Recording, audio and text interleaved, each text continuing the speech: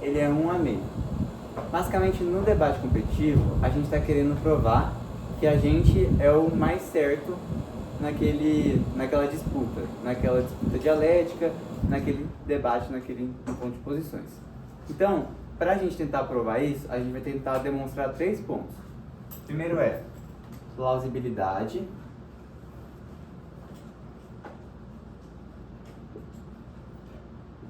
que é basicamente que o que a gente está falando é verdade. Segundo, relevância, que o que a gente está falando importa. E terceiro é o impacto, que é basicamente como que o que a gente está falando importa. E aí, para a gente tentar demonstrar esses 3 pontos, a gente tem uma estrutura básica que a gente costuma usar, que é esse AMEI. AMEI é uma sigla que é uma regrinha mnemônica, uma diquinha mnemônica para vocês lembrarem, que é uma afirmação, uma mecanização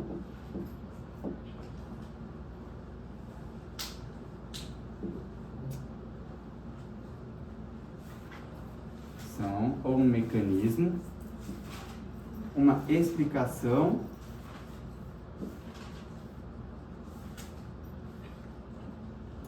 e um impacto.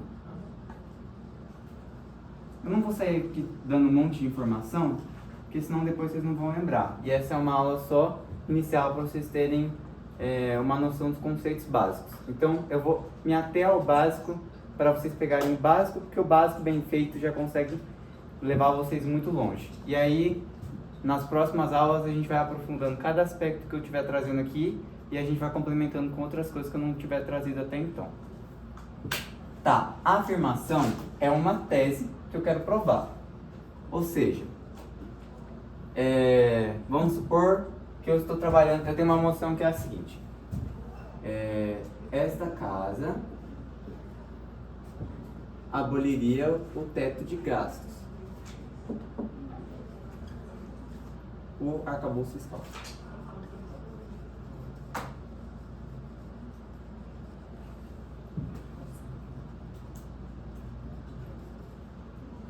Tá.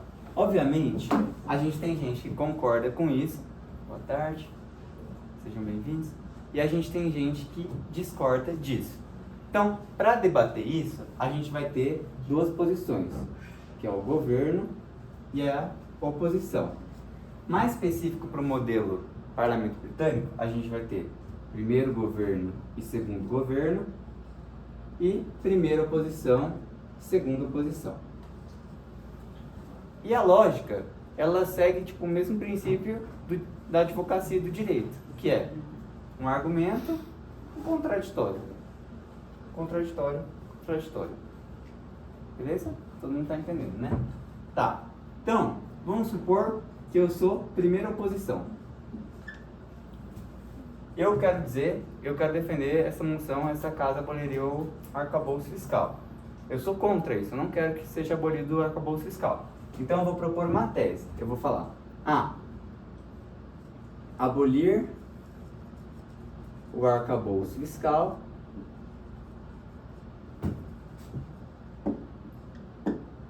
vai desestabilizar a economia. Vocês conseguem perceber que isso por si só não é o suficiente para me demonstrar por que isso vai acontecer, qual que é a relevância, qual que é o impacto disso? Isso é só uma afirmação. Ela pode ser verdade, ela pode ser mentira. Então, para a gente poder construir a partir dela, a gente vai ter que trazer 2 tipos de proposições. Primeiro, proposições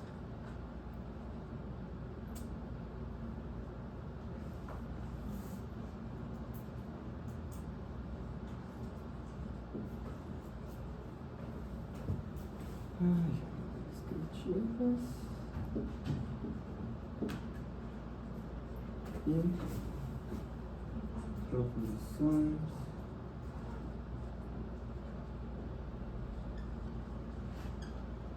normativas. Gente, isso aqui vocês não precisam lembrar, tá? Isso aqui é só para deixar mais fácil que eu vou explicar para vocês. Proposição descritiva é algum juízo de valor, que é alguma coisa que é. Uma proposição normativa é alguma coisa que deve ser. Por exemplo, não vou entrar muito no mérito, vocês vão entender na hora que eu estiver explicando. Tá. Então, agora eu vou querer trazer um mecanismo para isso. Tá, mecanismo. Como que abolir o arcabouço fiscal, ele vai destabilizar a economia? Aí eu vou dizer, quando eu ponho fim ao arcabouço fiscal, eu desestabilizo a economia, porque eu aumento os gastos do governo e o fisco não é mais suficiente para arcar com os gastos que o governo vai estar tendo. Porque para eu ter esses gastos, eu vou estar recolhendo impostos, e esses impostos, se eu começar a gastar desenfreadamente, eles não vão ser suficientes para custear os projetos do governo. Então eu vou falar, o fisco ele não é mais suficiente para manter o governo, então o governo, aumentando seus gastos, vai ter que emprestar dinheiro.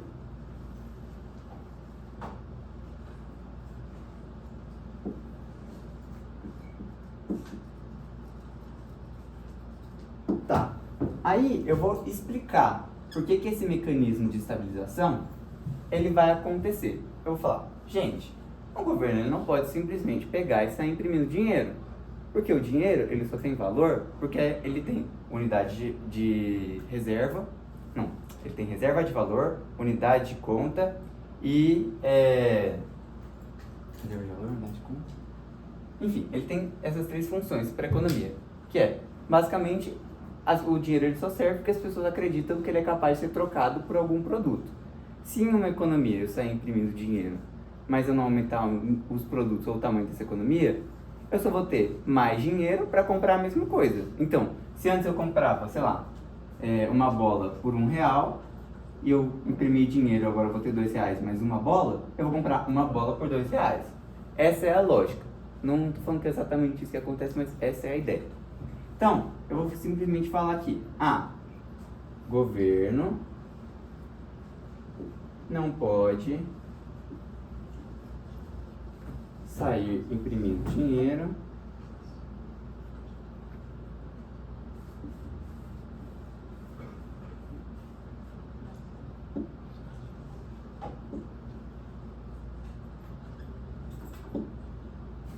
sem aumentar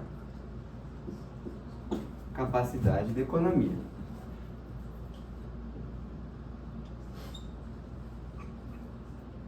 E aí eu vou trazer um impacto.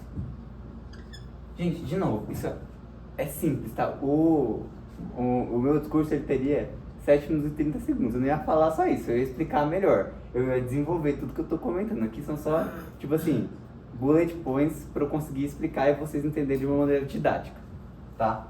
Impacto. Se ele fizer isso, a gente vai ter inflação,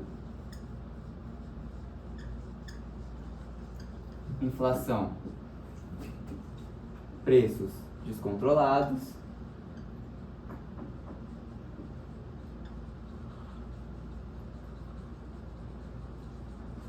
e aí todos os problemas relacionados à inflação, do tipo, pessoas pobres ficam mais pobres, pessoas ricas ficam mais ricas, então a gente aumenta a desigualdade social.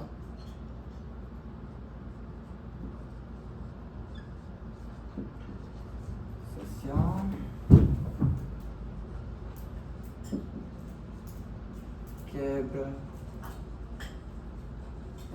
o país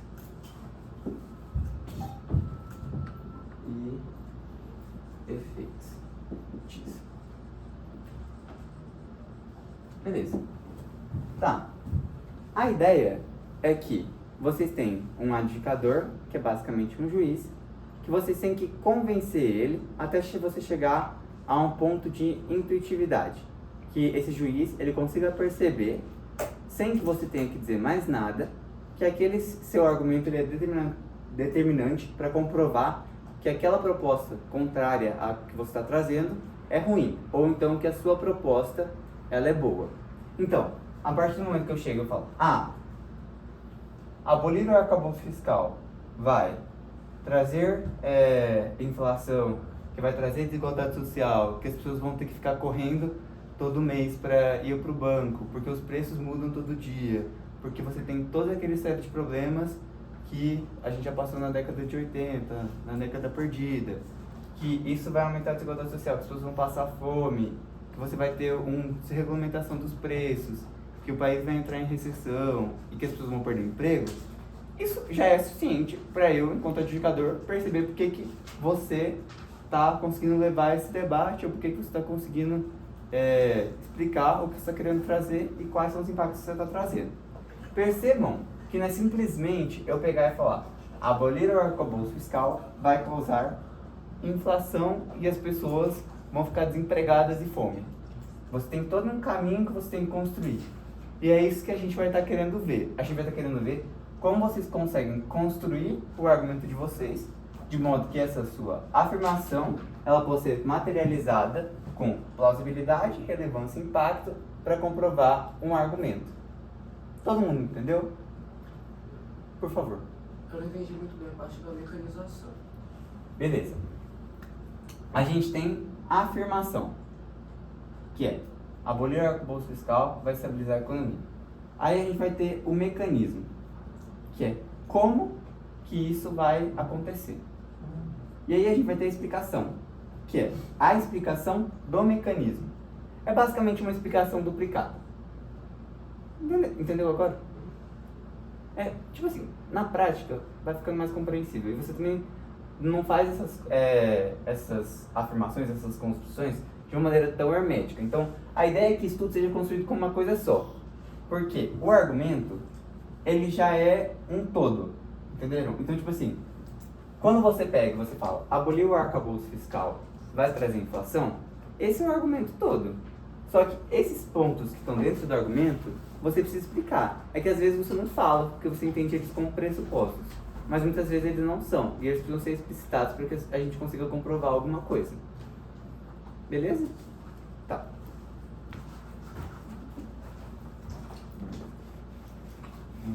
Rafa, Oi. antes de você passar, vai ser legal tentar dar outro exemplo mais rápido de AMEI com uma moção sem ser de economia, só pra tipo... O povo não é muito fã da economia, né? Tá. Ok. Você tem algum exemplo? Tipo de alguma moção? Pode trazer. É porque eu sempre puxo para economia ou para alguma coisa financeira. Do Chaves. Eu ia falar essa também. Eu acho que ela é bem intuitiva de explicar, você lembra? Do Chaves? Não. Esta casa não apresentaria o desenho Chaves a seu filho. Ah, não, boy. Ela é muito É boa. ótimo. Ah, Mas não. ela é muito boa pra explicar. Tem a da prostituição nuclear. Tem a do Aquiles. Não, são horrorosas. Quais foram as três que eu te mandei? Mas Tá. se já vai já causar um Aí pedaço? vamos rapidinho. Vai processar.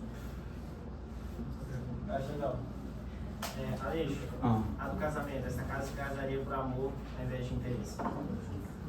Casaria por amor? Por utilidade. Desculpa. Essa casa se casaria por utilidade ao invés de por paixão. Nossa. Tá.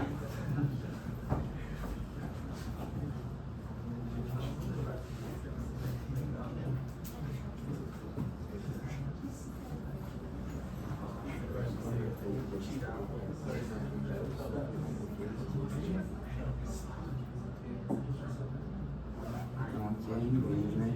Português.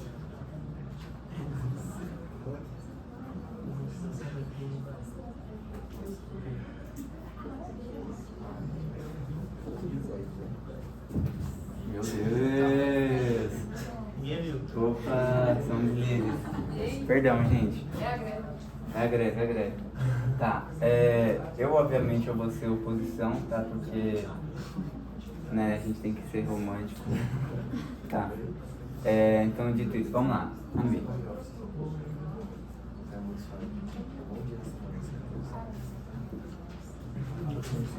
Você anota? Gente, estou passando uma chamadinha, tá? Coloca no completo de matrícula, por favor. Se vocês não forem da Católica, só coloquem Católica de matrícula. Tive uma ideia melhor. Vamos construindo junto.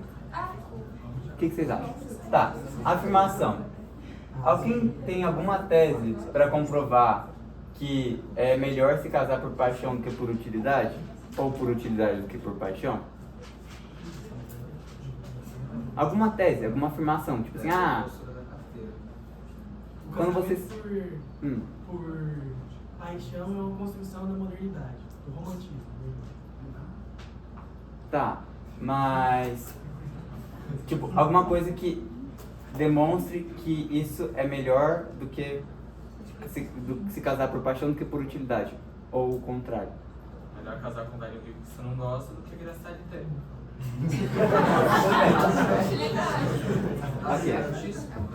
Ok. Da minha carteira.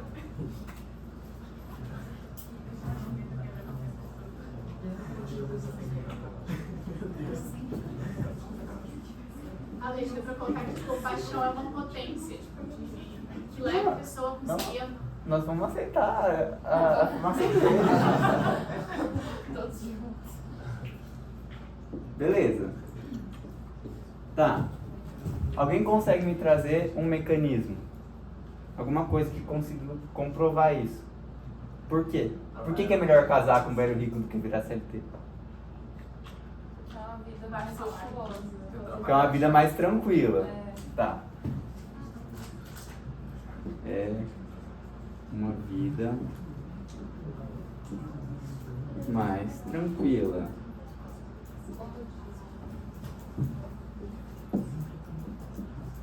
Trabalhar cansa e consome. Beleza. Tá, temos um mecanismo, uma explicação. Por que é uma vida mais tranquila? E por que trabalhar cansa e consome? Aleixo, antes de você passar para a explicação, queria, por favor, dar uma adenda, gente. Que pensando em vocês que vão debater agora pela primeira vez nesse debate e tal, fazendo isso com a moção que a gente vai passar para vocês. Tenham em todo momento o argumento contrário, a fraqueza do argumento de vocês. Tenham todo momento na cabeça. Então, não é só tipo assim, passar para mais uma explicação e depois dar um impacto bonitinho, sabe? A explicação é justamente para você mostrar que esse é o argumento central do debate. É isso que a moção está pedindo para vocês.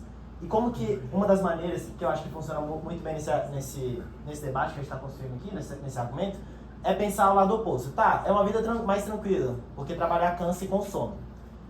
E você já consegue imaginar intuitivamente que o seu oponente vai falar que, beleza, mas será que tranquilidade a custo de eu conviver com uma pessoa horrível vale a pena?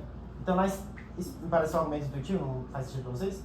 Tipo assim, tranquilidade é o que é realmente importante pra mim quando eu falo que eu vou contrair um negócio que vai durar minha vida inteira e tal, eu tenho que demonstrar que eu tô gostando, às vezes, né, pro velho rico, no caso. Então, na explicação, não só me expliquem por que é tão bom ser tranquilidade e tal, mas necessariamente por que tranquilidade é mais importante do que paixão, do que uma convivência que faça você viver bem. E aí pense no melhor argumento do outro lado, que é conviver com alguém horrível é muito ruim pelo resto da sua vida, mesmo que você esteja na praia e não tenha que trabalhar, será que vai ser a melhor convivência? Então pense no melhor argumento do outro lado, e aí vamos pensar numa explicação que mostra que não, tranquilidade, não ter que trabalhar, vai ser sempre, ou na maioria dos casos, melhor do que eu ter uma certeza ou do que eu tentar buscar alguém com quem minha convivência é massa. Por que tranquilidade se sobrepõe a todas as mazelas de eu casar com um velho rico que eu não gosto? É isso que a gente tem que buscar na explicação. Pronto. Obrigado, Pedro. Arrasou. Tá, então, explicação. Tá, então basicamente a gente vai trazer por que essa é uma vida tranquila e trabalhar cansa e consome. A gente pode falar aqui, trabalho incorre responsabilidade,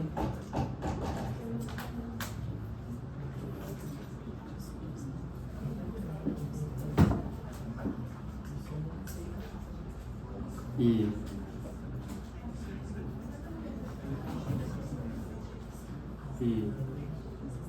é mais importante do que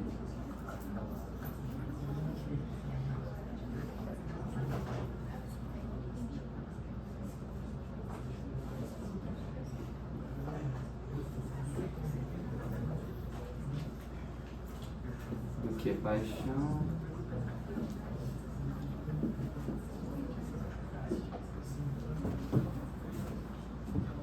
Porque paixão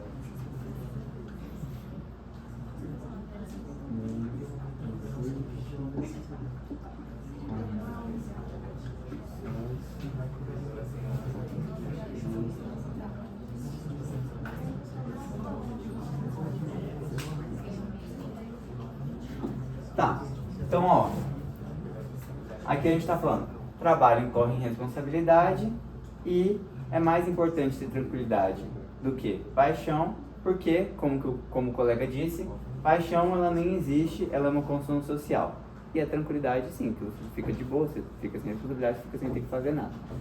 Quer dizer que eu concordo com isso? Não quer dizer que eu pessoalmente não concordo, mas essa é uma afirmação que ela pode ser provada. Se a pessoa conseguir desenvolver a partir disso e ela conseguir comprovar o ponto dela até chegar num ponto que é intuitivo, tudo bem. Aqui sim, muitas das coisas nas humanas, especialmente no debate, elas não são proposições de certo ou errado, elas são juízos de valor. E aí você tem que construir porque aquele juízo de valor seu, ele é válido e ele é mais relevante que o juízo de valor da oposição. Então aqui você está construindo que a paixão nem existiria, ela é uma construção social. Se esse é o juízo de valor que você quer tentar passar, e você conseguir comprovar isso e ficar provado, ficar mais provado do que o que a outra dupla tiver conseguindo passar, beleza, eu vou comprar isso e eu vou te colocar na frente da outra dupla. E aqui o impacto disso. Então, trabalho com responsabilidade, é mais importante ter tranquilidade do que paixão. Se paixão não existe. Impacto.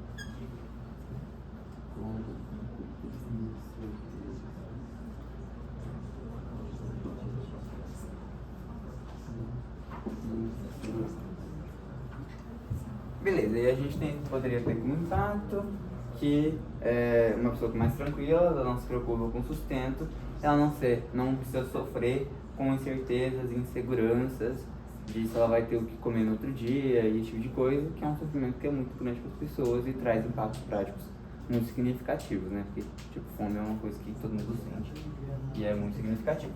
Beleza? Todo mundo entendeu? Alguma dúvida? Alguma dúvida? Alguma manifestação? Não? É isso. Tá.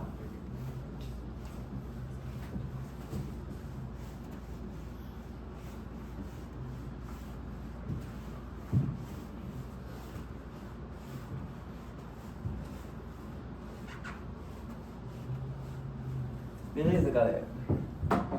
Agora, passando para um modelo parlamento britânico especificamente.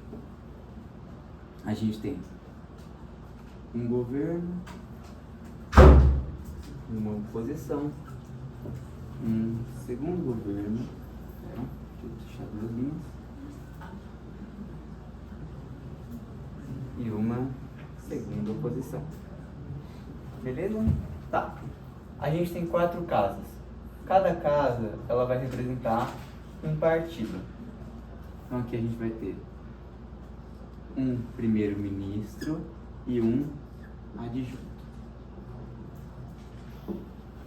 Aqui a gente vai ter um líder da oposição e um adjunto. Aqui a gente vai ter uma extensão e um whip. Muitos dos termos que a gente vai acabar utilizando, eles vão ser em inglês, mas assim, não é nada muito relevante, assim, rapidamente vocês pegam algum termo ou outro que é isolado e ele é em inglês só porque é parlamento britânico, então, né, como vem do britânico, a gente faz alguns termos em inglês, tipo whip. Whip é a última pessoa que fala, é bem simples assim, mas a gente usa esse nome só porque é algo padronizado e virou praxe. Tá. Nossa, minha letra ficou horrível. Beleza, galera. Então, aqui a gente vai ter a moção, né? Esta casa, não sei o quê. Aí a gente vai ter o primeiro governo. O primeiro governo, ele vai vir e o primeiro-ministro, ele vai trazer algumas definições do debate. Então, por exemplo, se aqui eu tenho uma moção, essa casa implementaria uma renda básica universal,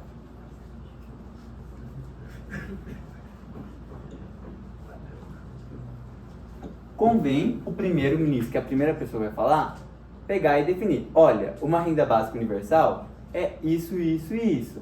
E a gente deveria implementar ela por causa disso e disso e disso.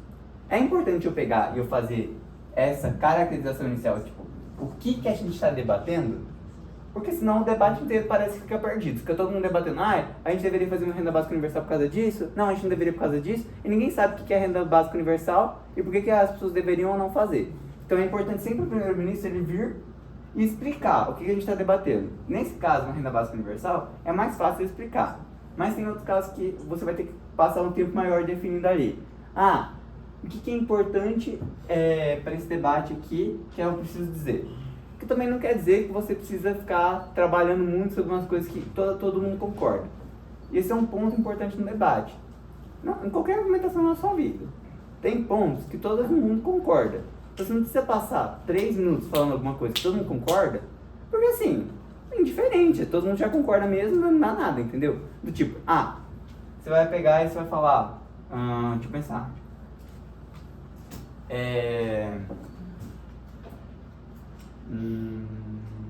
O céu é azul. Oi? O céu é azul. Pode ser o céu é azul. Mas, por exemplo, tem alguma moção de feminismo que fala, essa casa, enquanto movimento feminista, acredita que as mulheres deveriam fazer isso em detrimento disso. Se você pegar e ficar 4 minutos no seu discurso falando do porquê que para o movimento feminista é importante você olhar para os interesses das mulheres. Tipo, é uma coisa meio pressuposta, tipo, não precisa ficar desenvolvendo muito em relação a isso, porque isso ninguém vai discordar de você. Então você está perdendo tempo no seu discurso. Você tem que se centrar mais em pontos que as pessoas vão discordar, em caracterizações que elas são essenciais para o debate ele fluir com clareza e não ficar todo mundo disputando definição, porque definição é alguma coisa que está posta. Quer dizer, não está posta, mas você vai deixar como posta, e aí as pessoas vão debater os argumentos, não muito a definição em si. A menos que a definição seja razoável, aí você pode contestar ela. Tá. Então, o primeiro-ministro ele veio, trouxe uma definição inicial e um argumento a partir dela. Aí, o líder da oposição, ele pode ou aceitar a definição do primeiro-ministro, aí por isso é interessante que o primeiro-ministro faça uma definição razoável, do tipo, que é uma renda básica universal. Se ele for dizer, esse não é um bom exemplo, mas enfim, uma definição irrazoável, que tipo assim, o primeiro-ministro tentando puxar só para os governos, seria falar que ele chega a definir que uma renda básica universal, como todo mundo sabe aqui, vai fazer com que aumente a produtividade e por isso vai se recolher impostos normalmente e não vai ser algo que vai ser caro para nenhum governo do mundo bancar uma renda básica universal para todo mundo. E pôr isso como posto. E aí começar o argumento dele. Isso é uma definição irrazoável, porque uma grande parte do debate que se espera com a renda básica universal, vocês têm ideia do que é renda básica universal? É basicamente a ideia de um governo proporcionar uma renda básica universal para todas as pessoas da população, para que ninguém fique num estado de pobreza extremo. E aí, se você quiser ganhar mais, isso você trabalha e tal. Basicamente essa é a ideia. Pode ser vantajoso em algum momento propor uma definição irrazoável ou é melhor evitar? A questão é o seguinte, você tem... Desculpa. Então, tipo assim, o ponto é, se você estiver debatendo numa sala baixa, com pessoas que não sabem debater, se você propor uma definição irrazoável, muitas vezes todo mundo vai concordar e daí você vai sair como um bonzão, porque você fez um negócio que só tem pontos positivos, não tem nenhum ponto negativo pra você, e aí, tipo, todo mundo falou, beleza, concordo, tá tudo certo. Mas assim, de maneira geral, se você está debatendo com pessoas que têm noção de debater, a pessoa vai pegar e, enquanto líder da oposição, ela vai contestar a sua definição. Ela vai falar, olha, essa definição que você está falando aí não tem nenhum sentido, né, meu amigo? Então, vamos trazer alguma coisa para um caso médio para a gente poder discutir isso aqui. Do tipo, se eu estou aqui e a moção é mais... Vamos pegar uma moção mais polêmica. esta casa em uma guerra assimétrica, que é tipo Rússia e Ucrânia, tem um estado muito forte, um estado muito fraco. O estado muito fraco, ele poderia atacar civis do outro país para se defender. Essa é a moção. Aí você pega, enquanto governo, você fala, a gente vai atacar civis, mas não são qualquer civis. São civis do exército, não são civis que podem ser mulheres nem crianças, são civis que já iriam pra guerra de todo jeito, são civis que... Não, calma aí, você vai atacar civil ou você não vai atacar civil? Entendeu? Que não é uma definição tão razoável? Porque às vezes a moção ela deixa brecha para você poder regular. Se você pegar um negócio que só tem ponto positivo para você, o líder da oposição vai falar, isso aí é infactível, não tem jeito. Vamos conversar com o caso médio. Você está falando de atacar civis porque você tem uma força muito menor? Então, vamos conversar direito, por favor. E também tem o fato de que a mesa, ela não vai comprar. Então, assim, dependendo do quão irrazoável for o que você propor, a gente vai olhar e falar, cara, não faz sentido isso dentro do debate. Então, às vezes, a gente pode até desconsiderar o que você falou, de falar, isso aqui não é factível, que nem o Rafa falou ali da plausibilidade. O que você definiu é muito implausível, então a gente já não compra. Pronto. Por exemplo, eu tava tendo um debate, eu lembro disso até hoje. Eu era a segunda oposição, o debate era: essa casa acredita que os Estados Unidos deveriam ter uma postura combativa em relação ao Afeganistão, em detrimento de conciliatória. Que ele tava atacando o Afeganistão, ele tinha acabado de sair. Aí o primeiro governo falou: combativa, a gente entende que nunca vai ser colocar a presença militar. É simplesmente sanção econômica. Só que, ele tinha acabado de sair de uma posição militar. O que impedia a combativa de ser recolocar a posição militar? Então, é uma definição que é muito irrazoável. Você vai debater sanção econômica. Uma postura combativa é colocar sanção econômica, uma postura conciliatória é não colocar. Não tem nenhum sentido, entendeu? Todo mundo entende que postura combativa também pressupõe ocupação militar. É isso. Tá. E aí você vai contra-argumentar. Você já vai trazer algumas refutações ao que a outra bancada está trazendo e você vai construir seus próprios argumentos. Então, refutar mais próprios argumentos. E aqui é importante você se atentar ao que a outra pessoa está trazendo. Então, não adianta você pegar no seu tempo de preparação, construir um discurso bonitinho, chegar lá, primeira bancada fala, você vai ignorar tudo que a pessoa falou e continua a vida e, faz um discurso como se estivesse completamente alheio ao debate. É igual se você é um advogado, a petição inicial da parte pega e aponta, alguma fraude. Nossa, eu tô tendo péssimos exemplos hoje. Mas, aí você pega e você fala, não, porque para a economia é bom isso, e você não rebate a fraude. Vai parecer que o que ele falou é verdade, né? Você não tá respondendo, então parece que, ok, segue a vida, o que ele tá falando tá certo. Ou então, a menos que a pessoa tenha trazido algum negócio que é muito, surtado da cabeça, mano, isso não tem nenhum sentido. Aí você não precisa perder muito tempo refutando aquilo, porque, é meio óbvio porque aquilo não faz sentido. Daí você só fala, mano, isso é óbvio que não faz sentido por causa disso, tá ligado? Aí você segue a sua vida. É isso. Tá. Aqui o adjunto, ele vai pegar e ele vai complementar o que a dupla dele trouxe e trazer novos argumentos. Que normalmente a pessoa tem 7 minutos, só que o primeiro-ministro já vai ter que caracterizar. Então, o adjunto, ele vai ficar responsável por rebater o que o LO trouxe. Então, refutar. Mais argumentar. E completar o que o seu primeiro-ministro está falando. Aí aqui, gente, é uma coisa muito importante. Vocês são um partido. Cada casa aqui é um partido, separado, não tem relação com as outras. Então, se o seu primeiro-ministro pega e vem e fala uma coisa, você não pode pegar e contradizer o que o seu primeiro-ministro falou. Imagina se você está lá, num debate no parlamento, aí o seu partido vai e fala, aí depois você vem e fala que o que o seu partido falou está errado. Não dá, né? Então, é muito importante que você e a sua dupla conversem no começo, seja um amiguinho, seja um time, uma união, porque é isso que a gente vai querer que vocês façam, beleza? Então, sempre sejam muito companheiros com a sua dupla, por favor. O segundo governo pode? O quê? Pegar uma abordagem diferente? Pode. Tá. A mesma coisa aqui para o adjunto PLO. Refuta mais argumento. Beleza. Segundo governo. Aqui é a extensão. Importante dizer que vocês estão defendendo a mesma coisa. Primeiro governo e segundo governo. Mas vocês não são a mesma casa. Então, aqui a gente vai analisar contributo. O que vocês conseguem trazer de novo para o debate. Se o primeiro governo pega e desenvolve uma linha argumentativa e ele consegue provar ela, adianta você, como segundo governo, ir lá e repetir o que eles já falaram? Não, porque o seu contributo é zero. A gente já entendeu. Então aqui vocês têm que trazer ou uma extensão vertical, que é, eles falaram alguma coisa, mas eles não explicaram, a gente que explica e a gente que ganha. Ou então você traz uma explicação complementar ao que eles trouxeram e essa explicação não faz alguma diferença para o debate. Ou então uma extensão horizontal, que é uma abordagem nova para o debate e que é relevante também. Então, tipo, se aqui está trazendo um argumento econômico, você pode vir aqui no segundo governo trazer um argumento social. Porque a ideia é que as moções elas sejam multifacetadas, elas não tenham um ponto só.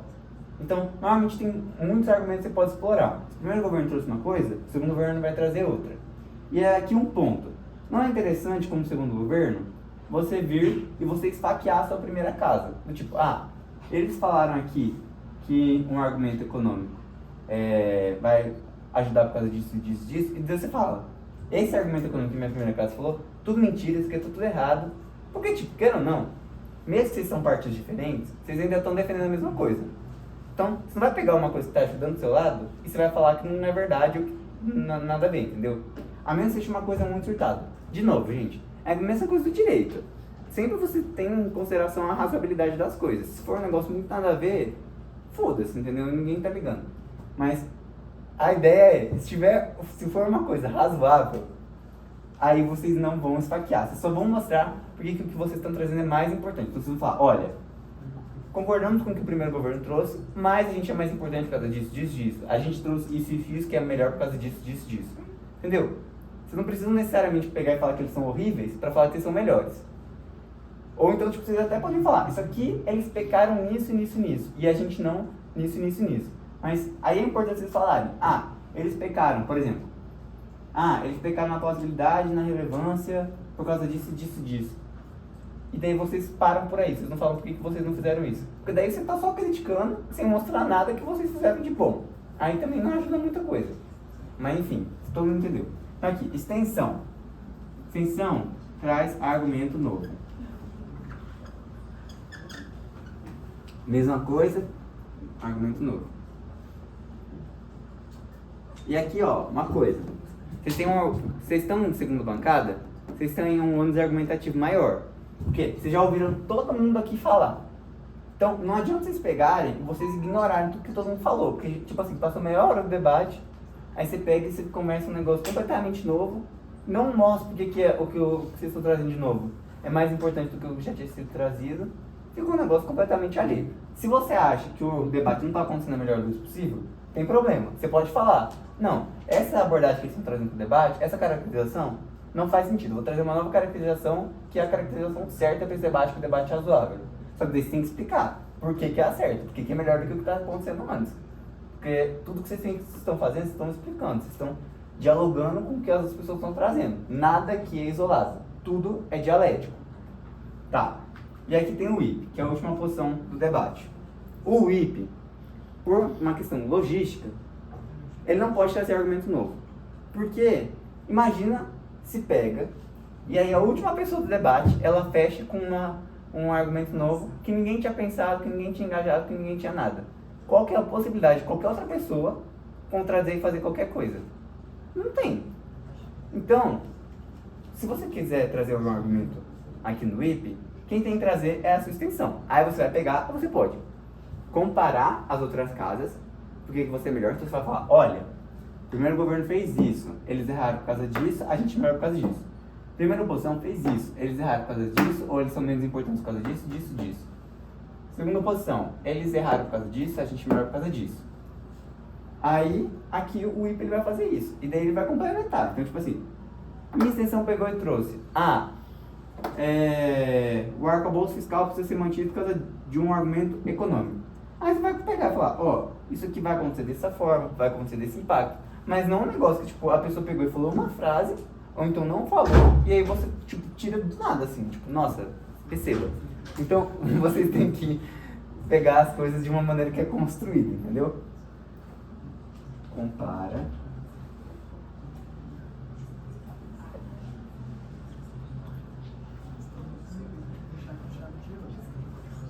Sim, argumento. Compara. Sim, argumento.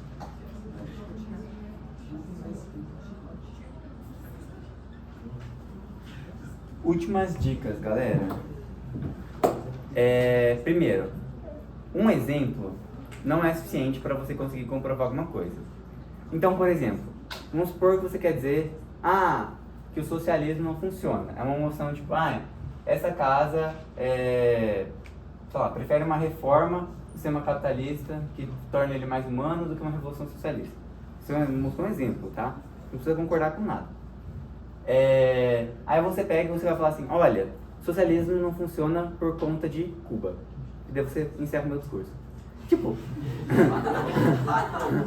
assim, tudo bem, pode ter sentido, mas aí você tem que explicar qual é o sentido, entendeu? Não funciona porque a gente consegue notar nos países socialistas como Cuba, como isso aconteceu, a economia era unificada, esse problema. Não adianta você só falar, não funciona porque Cuba, e aí acabou. Porque isso não tem nenhum, tipo, a pessoa vai refutar, ela vai falar o quê? Ela vai falar, não, porque não, sabe? Então, tipo, vocês têm que explicar o que estão falando. Primeiro ponto.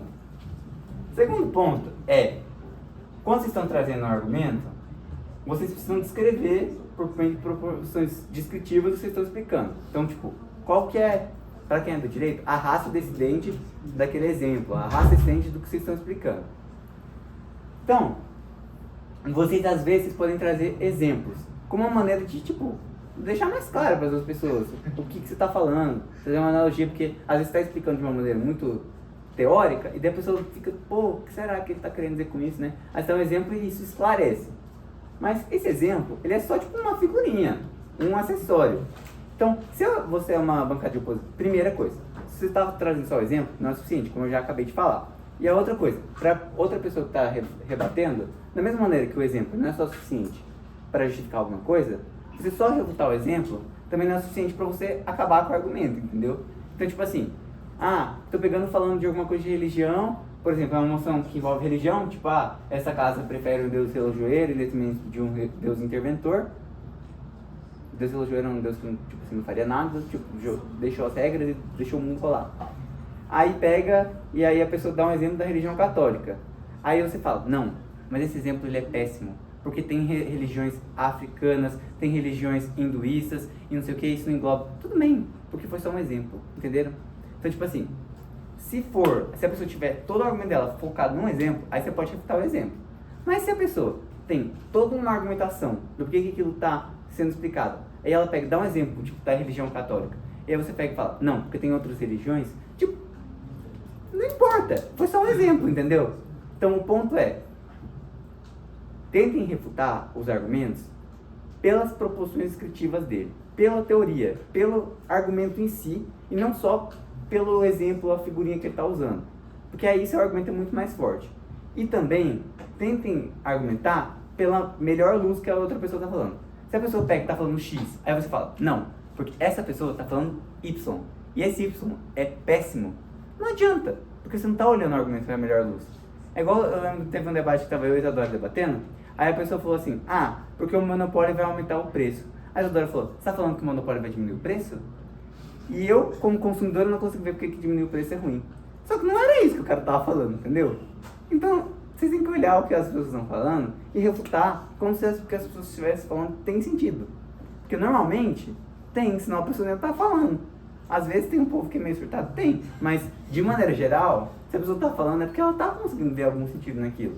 Refute pelo melhor luz do argumento. Porque é isso que você conseguir refutar. O melhor argumento possível, seu argumento é muito mais forte. Porque você pega e você refuta só num caso muito extremo. Do tipo, a pessoa pega e fala, porque isso pode acontecer, isso pode acontecer, isso pode acontecer. Aí você pega e fala, não, mas nesse caso que você apontou, é muito ruim. Logo, a gente não deveria fazer isso nunca. Só que foi um caso muito específico. Então, para todos os outros casos, aquilo que a pessoa falou continua válido.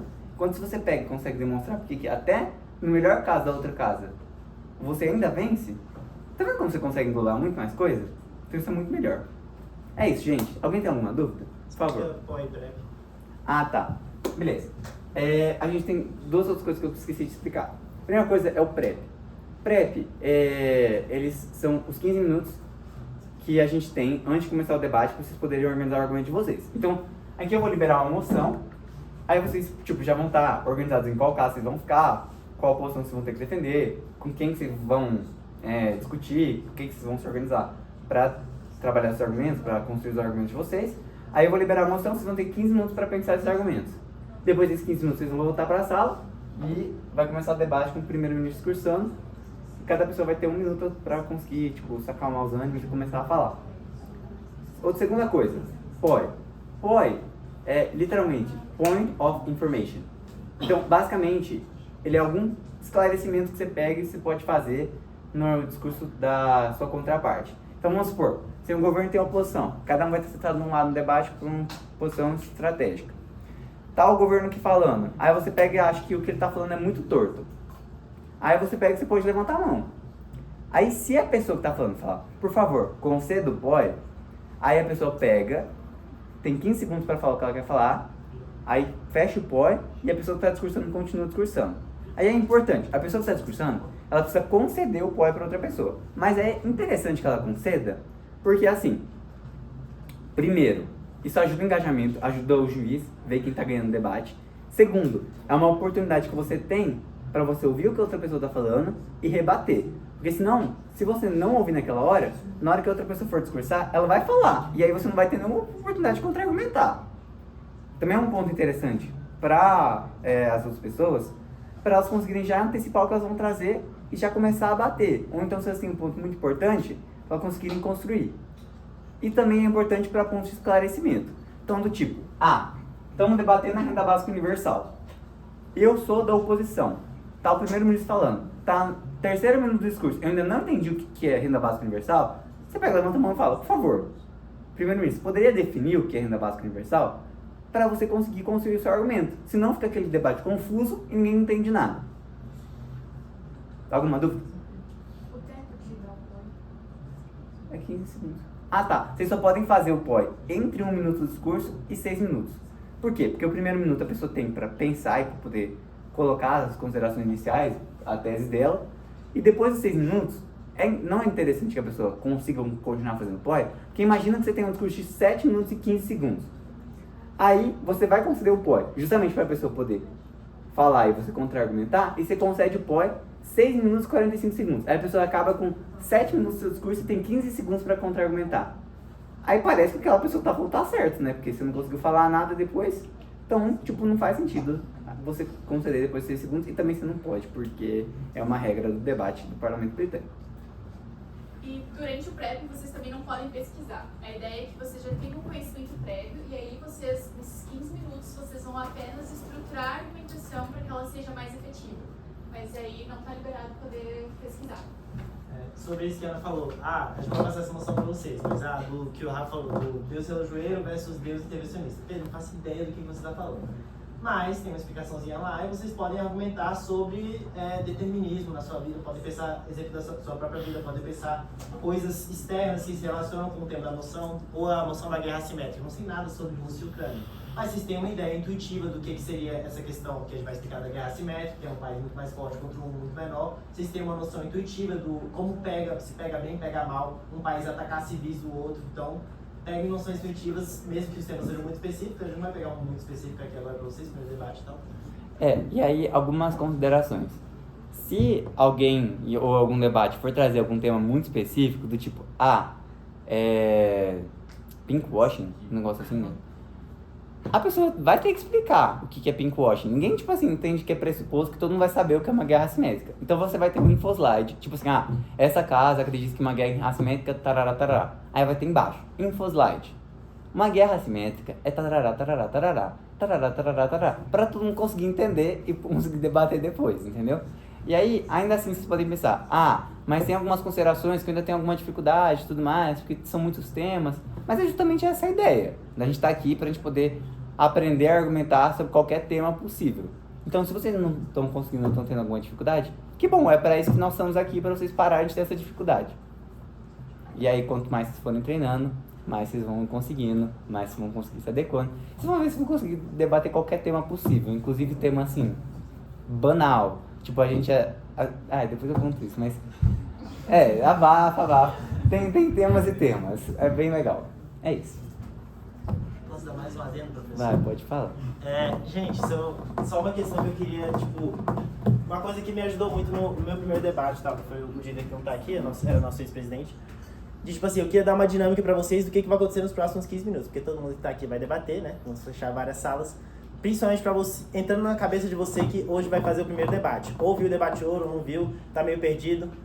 É muita informação, mas a gente vai ter uma aula sobre cada uma dessas posições, a gente vai ter várias oportunidades de poder melhorar nisso. Então, hoje era para dar uma visão geral, para vocês não ficarem 100% perdidos, mas só 90% perdidos, porque esse que todo mundo aqui que já debateu e tal, que já está no projeto há mais um tempo, pode confirmar isso, de que, o que mais aprende aqui no debate, com certeza não são essas aulas, apesar da ótima aula do Aleixo, claro.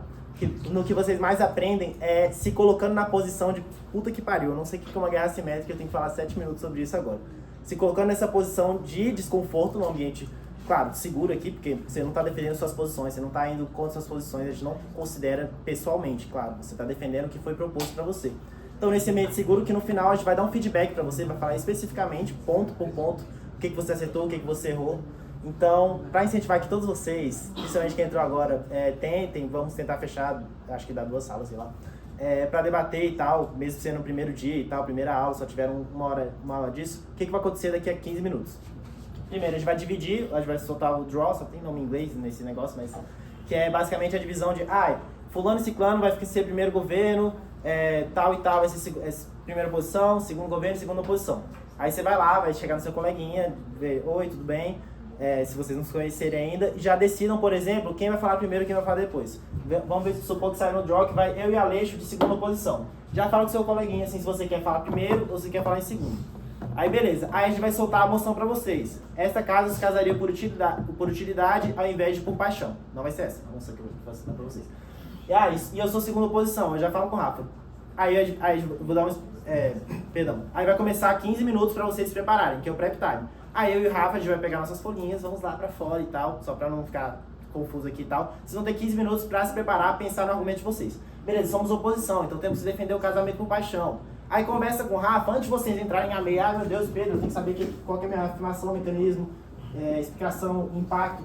Não necessariamente vocês vão ter tudo bonitinho aqui, claro, eu sei que vocês só tiveram 1 hora de aula, mas começa a falar com o Rafa, beleza, a gente tem que defender a paixão em vez da utilidade. Vamos por um caminho mais de o que é melhor para mim individualmente, ou vamos por um caminho mais de o que a sociedade espera, vamos por um caminho de satisfação pessoal, vamos por um caminho de utilidade pura, assim, o que é melhor para a pessoa, e começa a discutir com o Rafa aqui por que a paixão é melhor que tal coisa.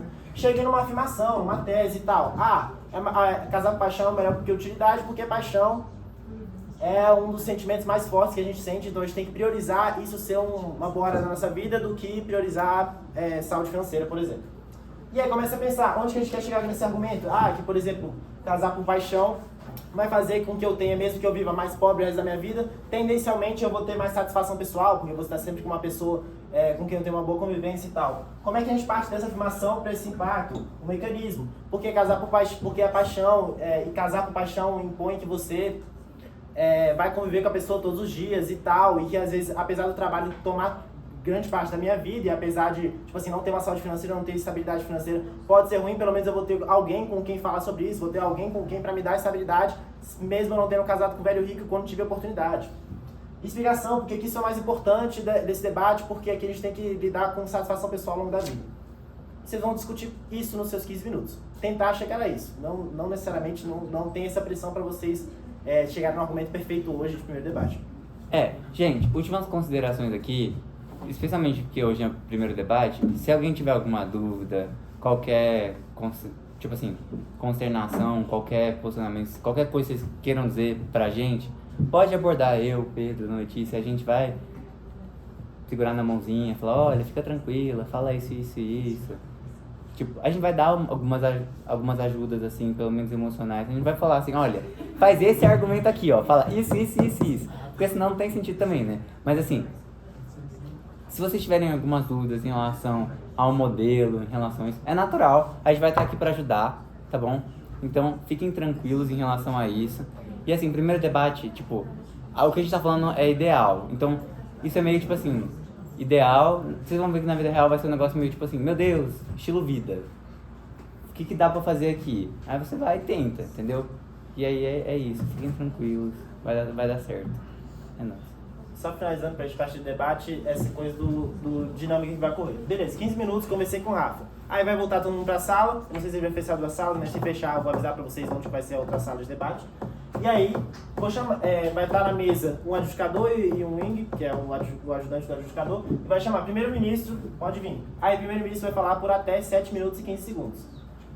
É muito normal, primeiro debate, você falar 3 minutos, o que você anotou, e aí não sabe mais o que falar. Claro, a regra é até 7 minutos e 15 segundos, sabe? Usem o tempo de vocês como vocês quiserem, mas tentem se forçar a continuar. Tipo assim, já li tudo que tem na minha folha.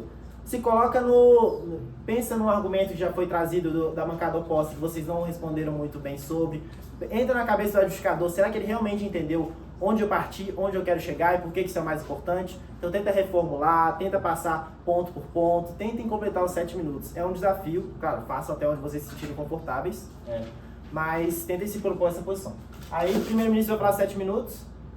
Aí só uma coisa, gente, quando vocês estiverem falando, ai meu Deus, fiquei nervoso, para, toma uma água, tipo, você não precisa falar ininterruptamente por 7 minutos e 15. Pode parar, tomar uma água, respirar, tranquilo, o tempo é de vocês.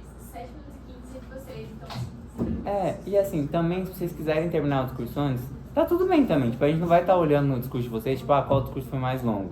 A gente vai estar olhando qual discurso teve mais argumentos. Se a pessoa falou 4 minutos e ela fez um discurso que tinha mais argumentos que a pessoa que falou 7, ela vai continuar ganhando debate. Por que a gente orienta que vocês falem o máximo de tempo possível? Porque normalmente quanto mais você fala, mais você explica. Porque desde que você esteja explicando de uma maneira diferente, algum ponto que você não tinha trazido, você vai conseguir trazer, assim, na próxima vez, você vai conseguir complementar e assim você vai conseguir desenvolver melhor. Então é isso. Esqueci de falar, mandei um documento agora no geral, agora não, faz um tempinho já, que é basicamente essa autentificação que o Rafa fez. Então uma folha vai ter lá, primeiro-ministro adjunto, sanção WIP das duas, aí beleza, começou meu prep, eu vou ser primeiro-ministro, já olha lá, vai ter lá, tipo, só pra vocês lembrarem, tá? É bom pra primeiros debates, que como é que é? Faça definições e comece seu caso, vai ter lá na caixinha do WIP, compare sintetize os 3 argumentos principais do debate e compare as mancadas, só pra vocês lembrarem e tal. Aí beleza, começou o debate, 7 minutos, primeiro-ministro. Aí eu vou chamar o líder da oposição, 7 minutos, líder da oposição. Vou chamar o adjunto do governo, 7 minutos e 15.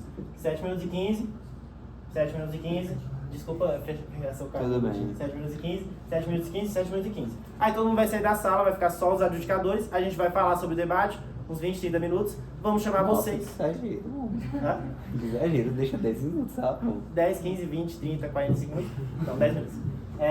Aí a gente vai chamar todo mundo de volta, aí a gente vai falar, olha, nesse debate a colocação ficou primeiro governo, segunda posição, primeira posição. E a gente vai explicar cada uma dessas classificações e depois, claro, vocês podem pedir feedback individual depois pra gente também, que a gente vai falar ponto por ponto do seu caso, a gente tem tudo anotado bonitinho pra ajudar vocês.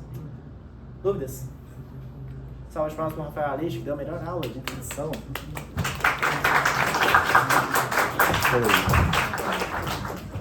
Agora vamos montar o debate. O povo da Católica chegou? Sim. Levantei a mão. Só para você. E aí, galera? Temos quantos adjudicadores? 3 salas, será que muita coisa? Acho que não, só. Vou parar de eu consigo adjudicar uma sala só.